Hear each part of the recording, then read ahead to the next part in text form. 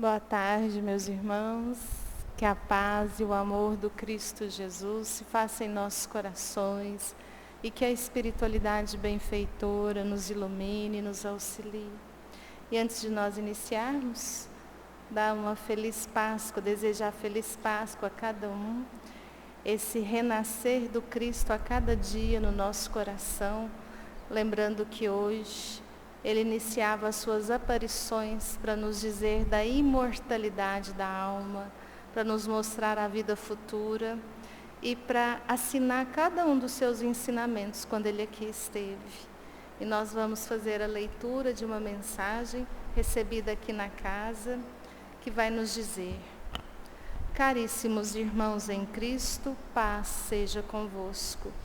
Quando o Mestre Jesus, o Messias enviado por Deus, aqui esteve, andando por esta terra, pregando o Evangelho do Reino, um dos seus primeiros ensinamentos foi nos dizer do Criador, chamá-lo de Pai. Diminui um pouco esse aqui que está dando. Ah, amados, Pai é o educador de nossas almas, de nossos espíritos. Pai é aquele que conhece a criatura e a ama. Benditos são todos aqueles que, ao se depararem com os erros passados, com as mazelas do ontem, podem não se revoltar, mas sim agradecer a dádiva da providência, cuja misericórdia nos conclama a reconhecermos os erros, para que seja justa toda a reparação. Ah, meus amados, para que medo? Por que medo? Confiamos no Cristo que nos apresenta ao Pai, que nos diz que somos sua imagem e semelhança, todos irmãos em Deus, todos com a marca divina da perfectibilidade que nos levará à felicidade. Por isso, irmãos, tenham coragem de enfrentar cada uma de vossas inferioridades, lutar, vencer, buscando os cimos esplendorosos do futuro que aguarda cada um de vós, e que o Pai, o próprio amor, nos envolva em proteção, em luz e em paz.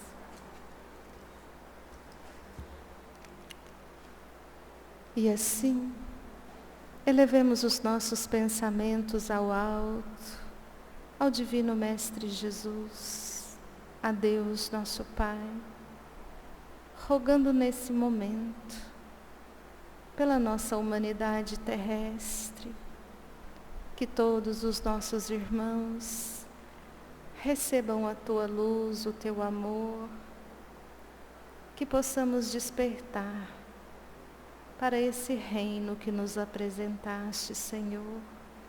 E nesta tarde, em que estudaremos a tua doutrina, a doutrina espírita, rogamos aos benfeitores desta casa que auxiliem o nosso irmão, coordenador desta tarde, que o Luiz Ângelo seja intuído e que cada um de nós, encarnados e desencarnados, possamos aprender e que esse aprendizado nos conduza no caminho do bem, da caridade, do amai-vos.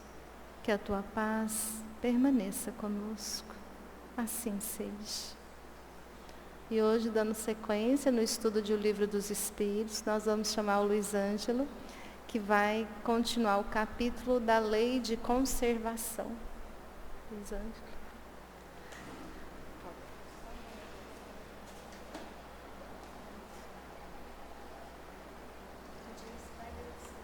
Então tá. Boa tarde a todos. Domingo de Páscoa, né? A Fabiana disse bem, né? Que Cristo esteja... Quer dizer, na verdade, que nem renasce, né? Que ele nunca tenha morrido em nossos corações. Essa é a verdade, né? Que a gente sempre tenha Ele conosco. E a gente vê tanto afastamento, né? Esperando um Cristo como a gente o conheceu na história. Outro dia eu vi um trabalho, na verdade era uma pesquisa social. Um rapaz se vestiu de Cristo, né? todo ensanguentado. Não sei se alguém chegou a ver essa pesquisa. E ele se sentou numa cadeira, como se fosse um terminal de ônibus, uma coisa assim. E as pessoas ali o viam, paravam, ele caracterizado, né, com aquela túnica, com aquela coroa de espinhos. As pessoas então chegavam até ele, tinha uma cadeira de frente, as pessoas então sentavam diante dele. Ele não falava nada, as pessoas choravam, abraçavam, beijavam as mãos dele e tal. Aquilo me causou profunda reflexão. Fabiano, estou colocando as canetas aqui. Aquilo me causou uma profunda reflexão da seguinte maneira. Nós paramos diante de um Cristo que a gente reconhece na história. Se aquela pessoa não tivesse vestido com aquela túnica, com aquela coroa de espinhos, ensanguentado das chagas da via crucis dele, mas se ele tivesse ali um mendigo, um doente, um leproso, as pessoas fariam o mesmo?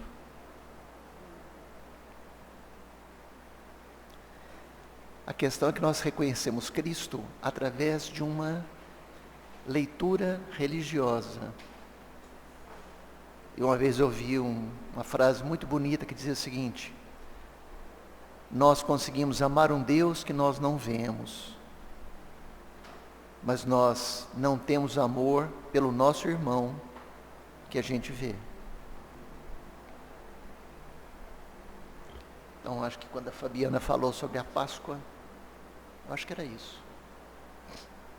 É nós enxergarmos no próximo esse Cristo que está vivo. Eu também vi uma imagem muito bonita da catedral em São Paulo, do padre Júlio Lancelot. Eu comentei isso aqui no centro uma vez. Ano passado, naquele frio tremendo, naquela chuva, um mendigo deitado nas escadarias da igreja, de madrugada, num frio, e chovendo. E ele colocou assim na legenda: Cristo deitado nas escadarias, às portas da igreja. Aquele é o Cristo. Quando fala amai-vos uns aos outros, amai o próximo, é esse próximo que ele está dizendo. Então que a gente possa ter essa mensagem da presença de Cristo vivo todos os dias, em cada irmão que a gente passa na rua, independentemente da sua condição social, porque tem muita gente que sofre calado também, né? Que carrega seu martírio silenciosamente, não exposto em problemas sociais, né? No sentido econômico da coisa. Então vamos à lei de conservação. Quem vai ler para mim a resposta? Você? Então tá bom. Lê bonitinho, não erra não, tá? Senão eu vou marcar aqui no diário, tá certo? Gente, olha, nós estamos falando sobre a lei de conservação. E primeiro assim, o item número 1 foi sobre o instinto de conservação. Como que todos os seres vivos têm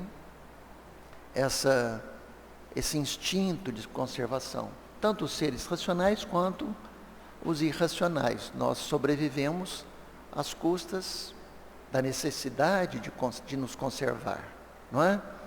E só retomando esses dois itens aqui, tem um item que fala aqui sobre o instinto ser uma lei da natureza, e também na internet a gente encontra muita coisa bonitinha, né? Uma gatinha de rua foi até uma clínica veterinária, e ela é de rua. E ela foi lá na porta e arranhou a porta, e as pessoas abriam a porta, ela não entrava. Aí entenderam que ela estava chamando para ir com ela. É porque ela tinha uma ninhadinha e os filhotinhos estavam precisando de socorro. Tinha um gatinho que estava necessitado. Aí você fala, É instinto, é racionalidade? É instinto. Só que é um instinto de conservação, não é? Enfim, acho que a gente tem exemplo o tempo todo. A gente tem que aprender a ler, né? O que a natureza está dizendo, o que a vida está nos dizendo. Na questão 704, aí nós estamos falando dos meios de conservação, já não é mais do instinto. É de como que nós lutamos pela nossa sobrevivência.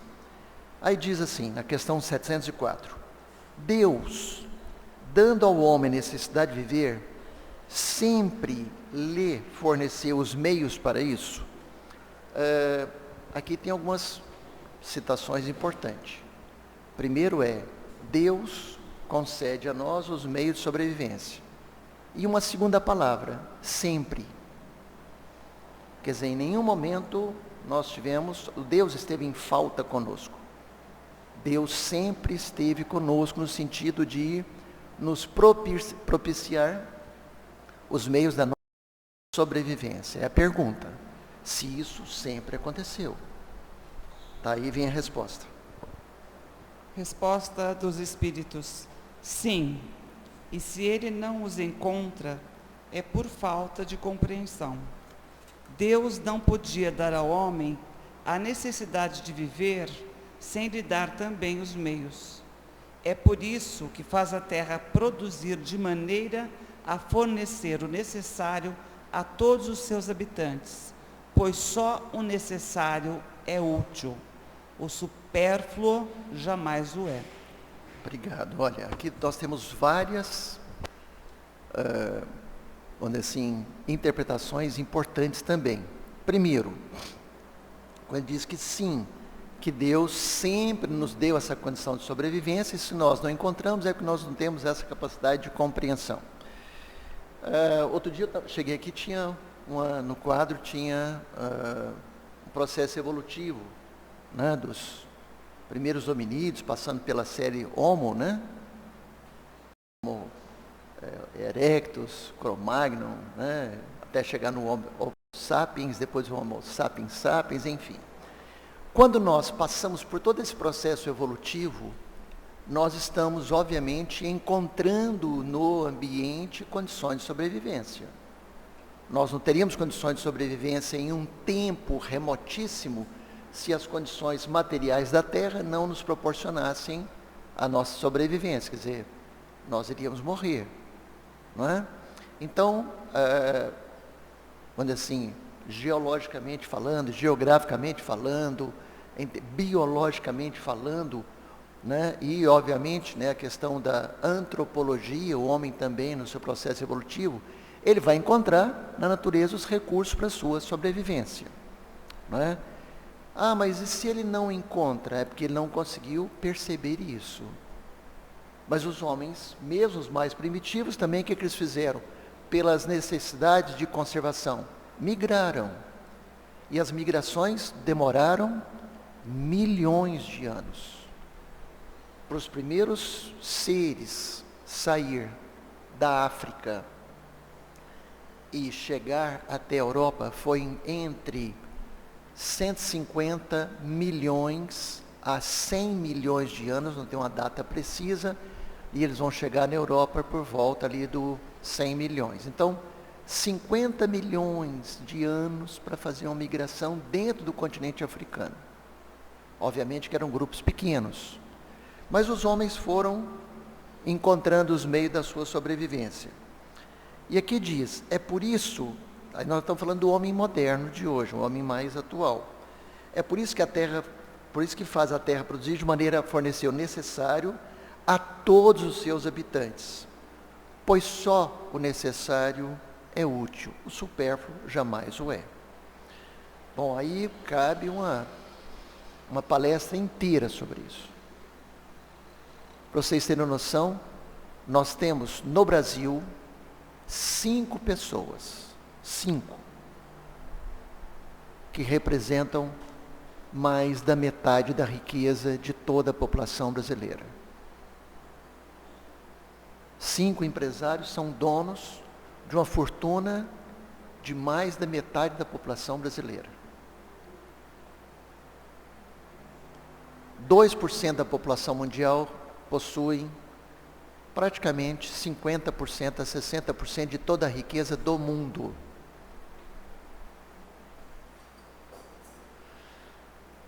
Você fala, o que é isso? Isso é um mundo bastante materializado. Esse é um mundo de bastante apego material. O que mostra a nossa, vamos dizer assim, nosso estágio evolutivo. É um retrato de como nós somos, de onde nós estamos. Não é? Lógico que você fala assim, mas eles produzem o necessário. Não, não é só que eles produzem o necessário. A questão é que há uma apropriação do supérfluo. Não é? Imagina o tanto de riqueza, de bens que uma pessoa possui e quantos milhões de pessoas não possuem. Desses enriquecidos por todo o planeta, a riqueza deles supera em muito o PIB de muitos países juntos. Uma pessoa tem a riqueza maior do que vários países. Você fala, mas isso é o meio de conservação? Não.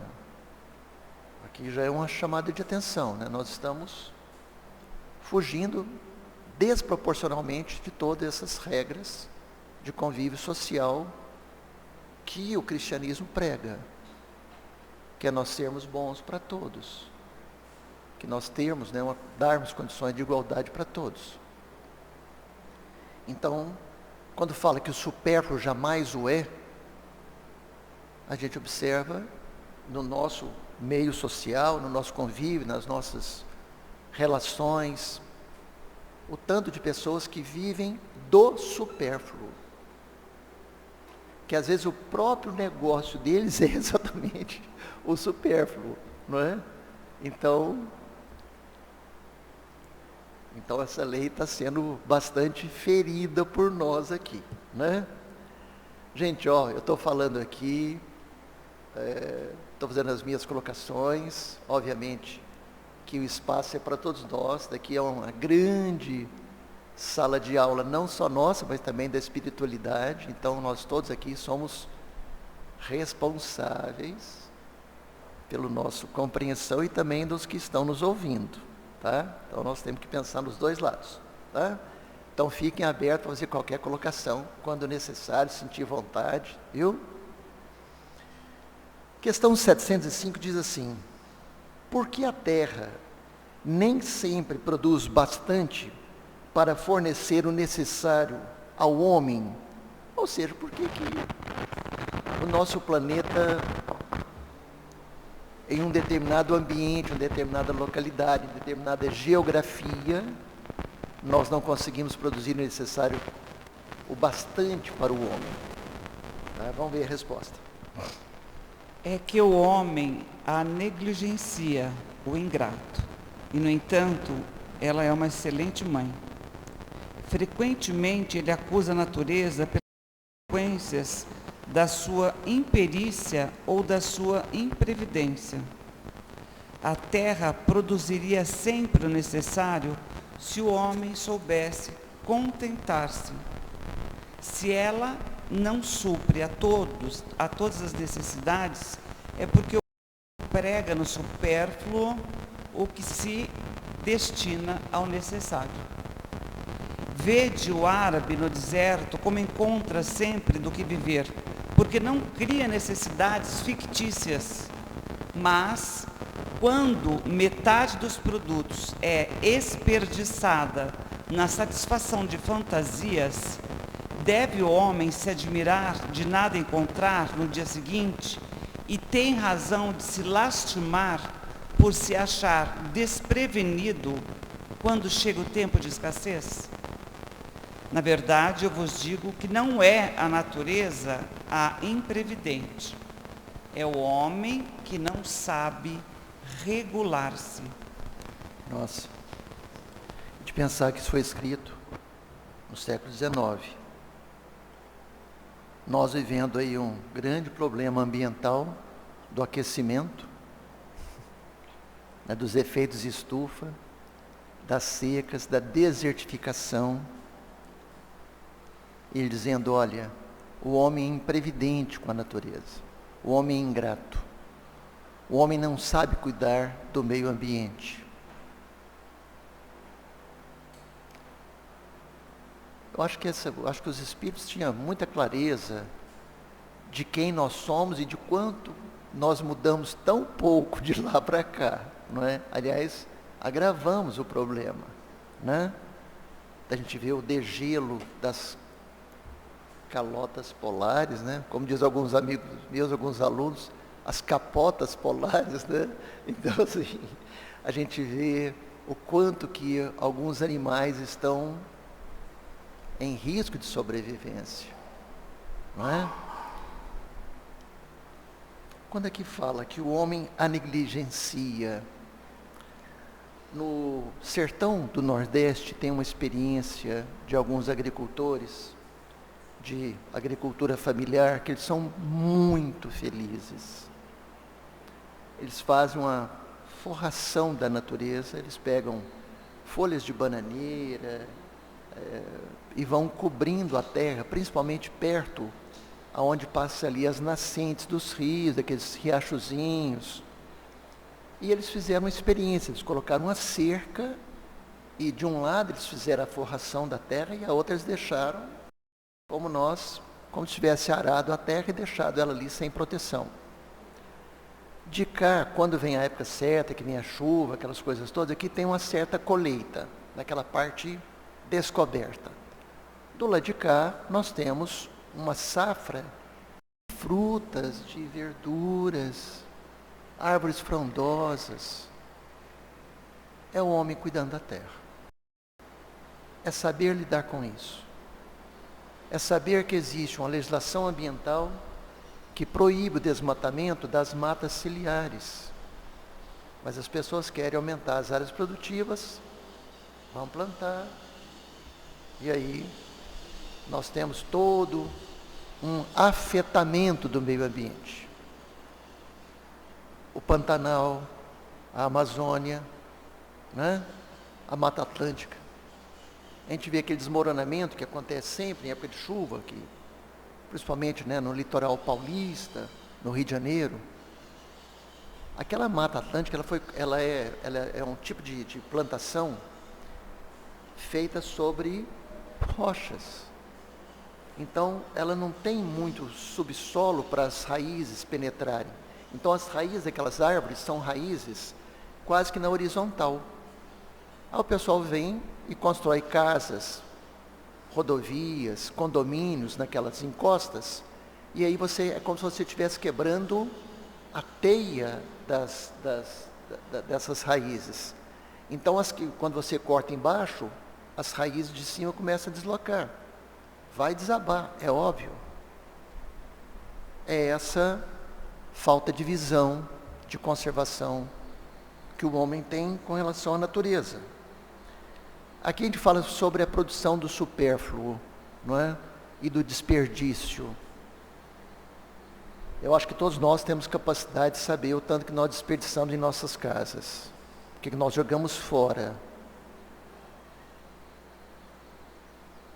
do que nós estamos fazendo com os alimentos que nós compramos, produzido por alguém na terra. Quando a gente vai à feira, a gente vê final de feira, a gente vê o tanto de produtos que são deixados para trás, porque às vezes tem um amassadinho. Você fala, mas e a quantidade de pessoas que sentem fome? Nós ainda temos milhões de pessoas no Brasil que estão abaixo da linha de pobreza. Então nós temos que saber lidar com isso. Ah, mas a natureza tem época que a natureza produz pouco. Não. Nós temos tecnologia para fazer com que se produza direitinho. Só que isso nem sempre é do interesse de quem produz. Às vezes tem o interesse na exportação, nisso, naquilo, na criação de animais. Então, eu uma vez assisti uma palestra de uma turma de formatura veterinária. E o paraninfo, o padrinho da turma, fez um discurso que eu jamais me esqueci. Ele falou assim: eu espero que vocês que estão se formando aí para veterinária, que vocês não sejam aqueles que vão engrossar a fileira dos profissionais que injetem hormônio nos animais para eles crescerem e ficar bem robustos rapidamente, para futuramente vocês terem muitas pessoas doenças, principalmente com câncer.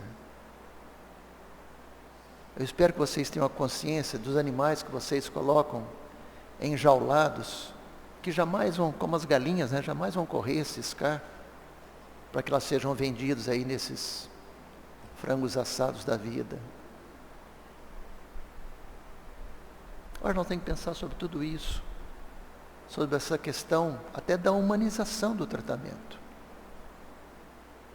Então acho que nós temos que, essa lei de conservação, ela é muito importante, não só para o homem, porque nós estamos num mundo em que eu não vivo sozinho. Nós já vimos aqui, que nas questões anteriores, que todos os seres vivos concorrem para a conservação, porque elas fazem parte de um plano da previdência divina.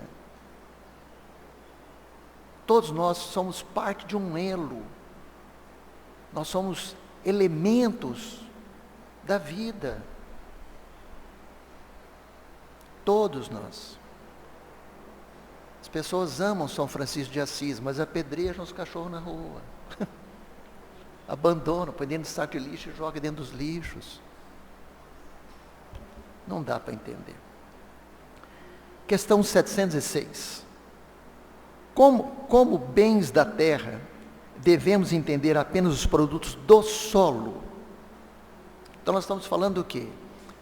Quando a gente fala de produto da terra, nós estamos falando mais do que? Basicamente dos alimentos que a gente produz, como sendo necessário para a nossa conservação. Quer dizer, os elementos do solo são os bens necessários para a nossa conservação. Vamos lá. O solo é a fonte primeira de que decorrem todos os outros recursos, porque esses recursos, em última instância, são apenas uma transformação dos produtos do solo. É por isso que devemos entender pelos bens da terra tudo quanto o homem pode gozar nesse mundo. Ok, obrigado. No século XVIII, surgiu uma corrente de pensamento econômico e político chamado liberalismo clássico, que vocês devem conhecer por a divisão dos poderes, né, de Montesquieu, a eleição, o direito ao voto de Rousseau, né, a democracia moderna, né, como sendo da escolha humana,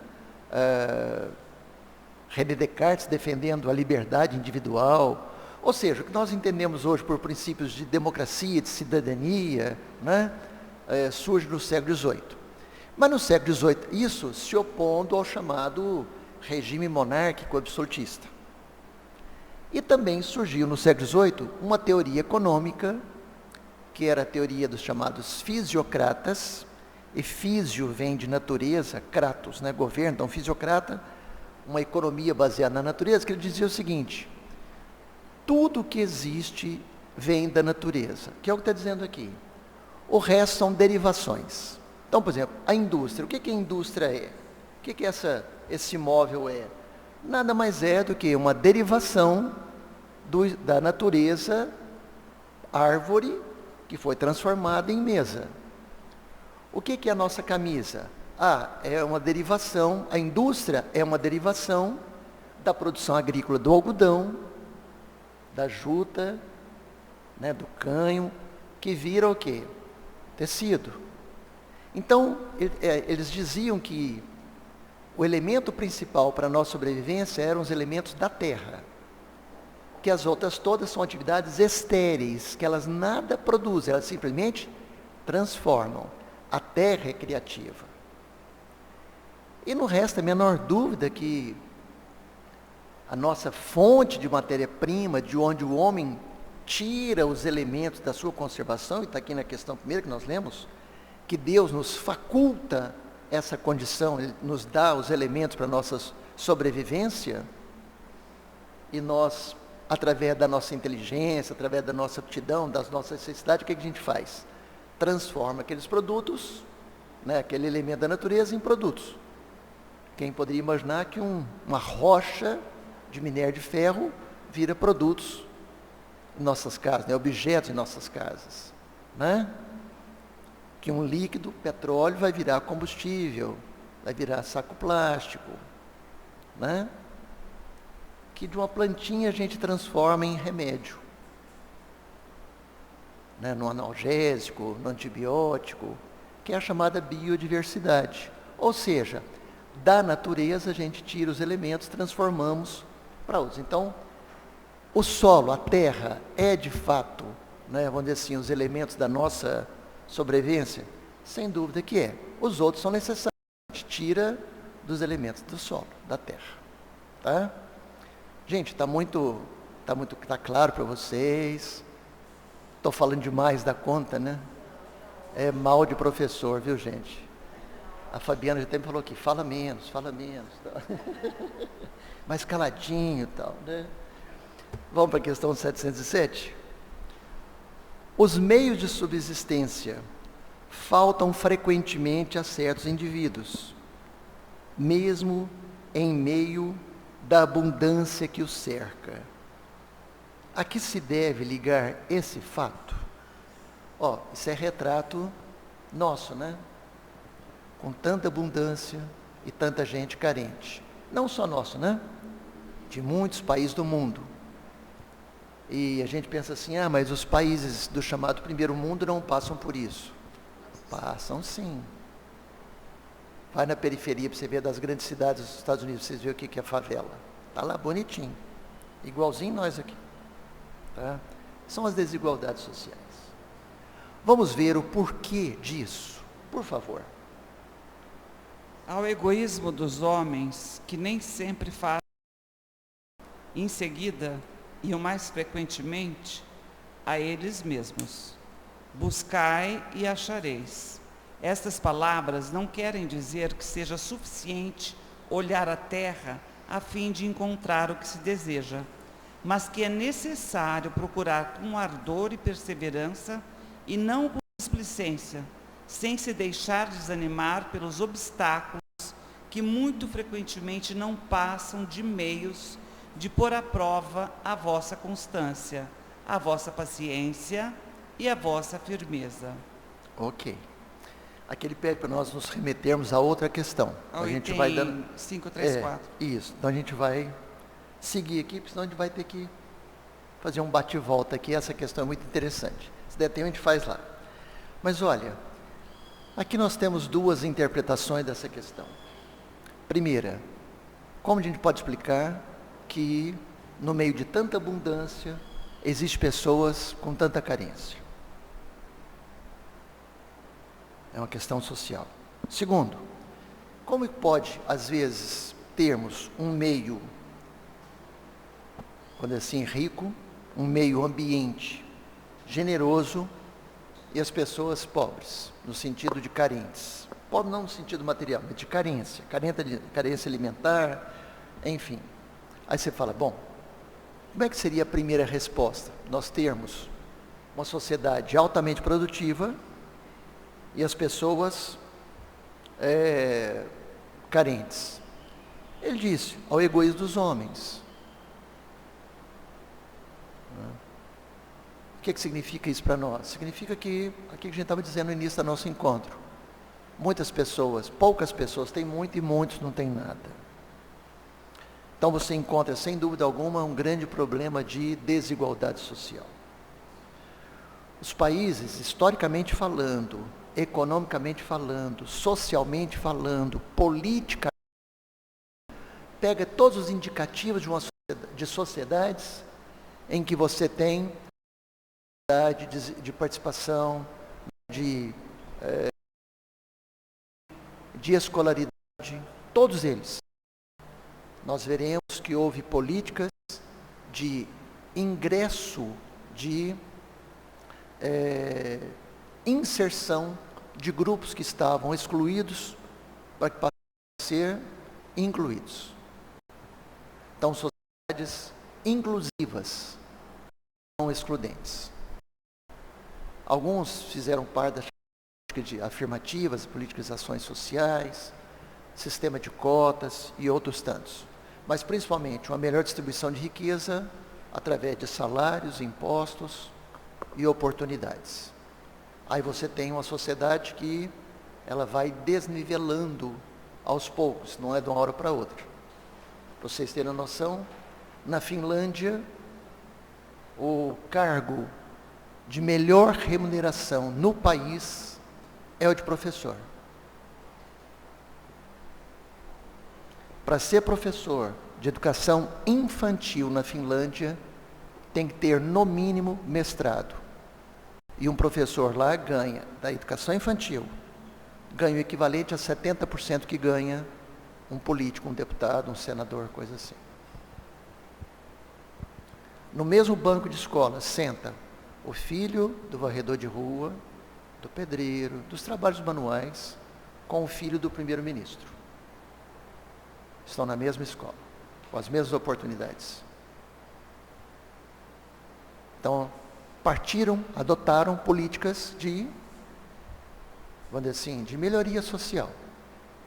E o segundo ponto que a gente vê é como que em determinados países, em determinadas situações, em determinadas regiões, você vê um meio ambiente rico e as pessoas com profunda desigualdade social. Bom, primeiro, o que ele diz aqui na resposta é a negligência do homem não olhar para a natureza e achar que a natureza terá que provê-los generosamente. Ele está dizendo que não. Aqui está bem claro. Não ser suficiente olhar a terra a fim de encontrar o que deseja, mas que é necessário procurar com ardor e perseverança e não com displicência. Ou seja, é necessário, na expressão cotidiana, puxar as mangas, arregaçar as mangas e trabalhar. É o trabalho, que é uma lei também natural, a lei do trabalho. Ninguém vai conseguir nada sem um mínimo de esforço. Tem um filósofo também, professor de história, palestrante, chamado Leandro Carnal, não sei se vocês o conhecem, o seguem, ou o admiram ou não, mas em todo caso ele existe, né? O Leandro Carnal tem uma palestra dele que eu acho ela muito interessante, que ele fala assim, que é necessário resgatar o valor social do trabalho. Que as pessoas falam assim, nossa, Fabiana, tudo que você faz dá certo, as suas empresas dão certo, né? As suas palestras são fantásticas. Você parece que vive em harmonia, felicidade. Que sorte que você tem, né? Mal sabe eles o tanto que ela estuda, que ela lê, que ela se prepara, né?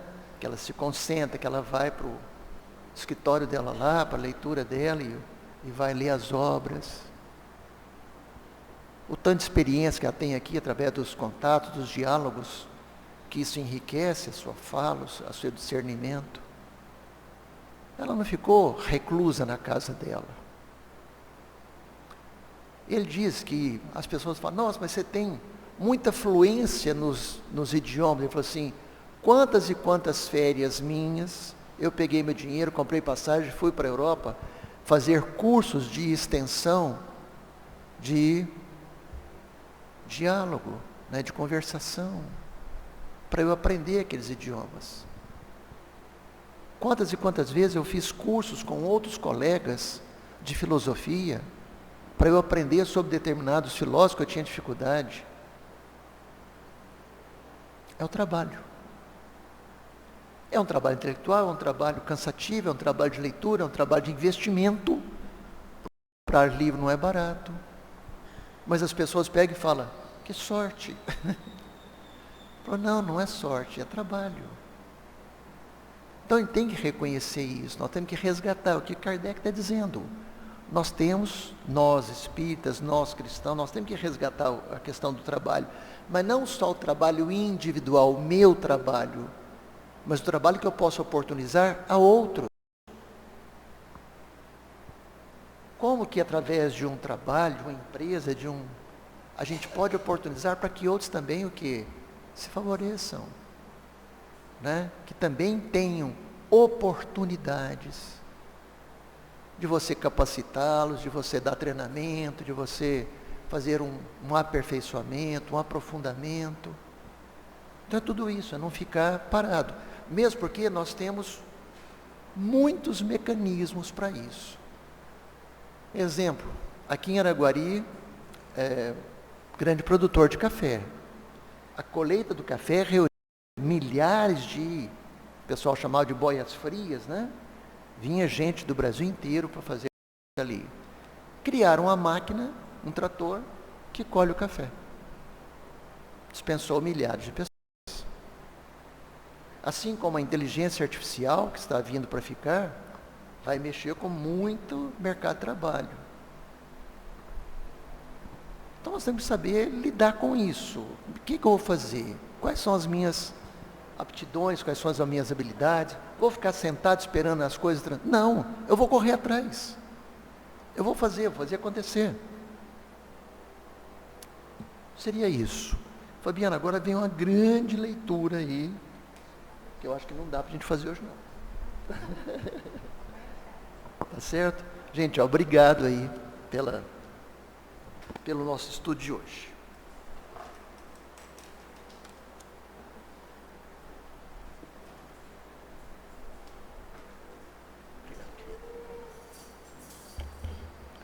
Nós é que agradecemos, né?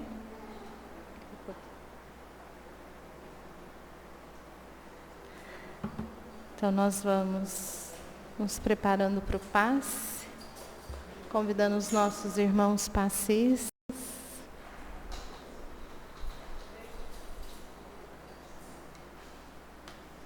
E vamos dar um recadinho para quem frequenta as segundas-feiras. No dia 8 de abril, sem ser nessa segunda, na próxima, nós estaremos com a nossa Noite do Macarrão. Então vai ter macarrão à bolonhesa, macarrão 4 queijos. Será vendido nas marmitex individuais, a porção individual, R$15. Quem compra antecipado ganha também aquele guaraná pitulinho. Então a gente está fazendo isso para movimentar não só a mocidade, mas também para angariar fundos para a nossa casa, para os nossos trabalhos assistenciais, que provavelmente em abril nós retornamos com o trabalho de apoio aos moradores de rua, que é um trabalho que a gente ama. O nosso trailer estragou, está consertando e finalmente vai ficar pronto, né? Então a gente tem que ter já como se diz, né, o dinheiro para a gente recomeçar esse trabalho tão bonito. E vamos então elevar os nossos pensamentos, agradecendo a Deus, nosso Pai, por todo o conhecimento que nos chega e que nos convida a sairmos de uma posição, às vezes materialista, confortável, egoísta, e buscarmos essa essência íntima que somos todos nós, amor que se ama servindo, que se ama na humildade, na fraternidade, na caridade. Por isso lhe agradecemos esse despertar de nossas consciências e que o Senhor nos auxilie na nossa transformação, na nossa evolução. E nesse instante, com a oração que o Senhor Jesus nos ensinou,